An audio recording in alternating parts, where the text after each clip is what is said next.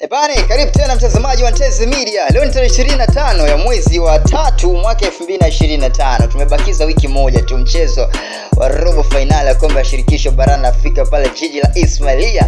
Al Masry akimkaribisha mnyama Simba Sports kwenye mchezo muhimu kabisa wa kombe la shirikisho barani Afrika. Ikumbuke mnyama Simba amefuzu robo finali mara 6 mfululizo, 2 kwa upande wa shirikisho barani Afrika na 4 upande wa klabu bingwa barani Afrika. Kitu kizuri zaidi ambacho watu wengi watamani kukisikia Ntezi Media ni hii taarifa inayomhusu Yusuf Kagoma na Fabrice Ngoma, ambao hawa ni viungo wakati wa Simba Sports Club ambao wanafanya vizuri kwa sasa. Je, kocha Fadlu Davis atafanya nini? Ikumbukwe Yusuf Kagoma yuko kwenye timu ya taifa Tanzania kutumikia taifa la Tanzania, ambao siku leo anacheza na Morocco pale katika jiji la Abuja. Kitu kizuri zaidi ambacho tunakitazama leo ni performance za wachezaji wawili, yani mchezaji Yusuf Kagoma na Fabrice Ngoma, ambao kwa sasa wanaendeleza partnership nzuri na performance ambayo imefanya katika michezo yote ya CS Constantine hapo kwa Mkapa jijini Dar es Salaam.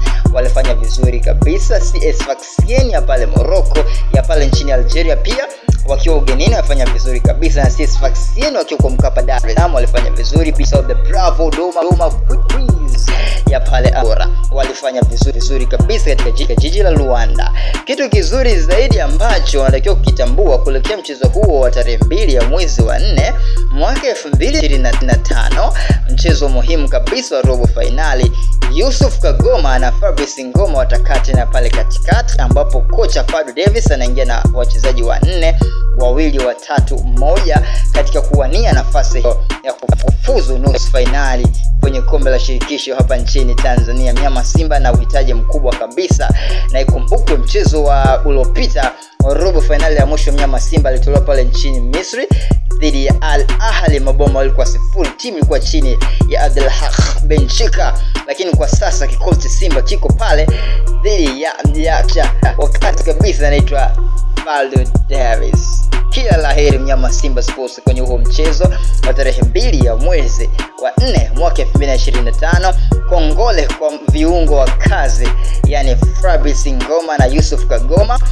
Fanya nini kwa huo mchezo muhimu kabisa wa tarehe 2 ya mwezi wa 4, bila kumsahau Debra Fernandez Mavambo. Itakuwa ni vita kubwa kabisa. Tumemsahau Elim Panzo, Jean Charles Ahoua pamoja na Kip Dennis. Hawa na kuja kuzungumzia wakati mwingine tena kupitia Nje Box Ntezi Media. Hii sawa ni Ntezi.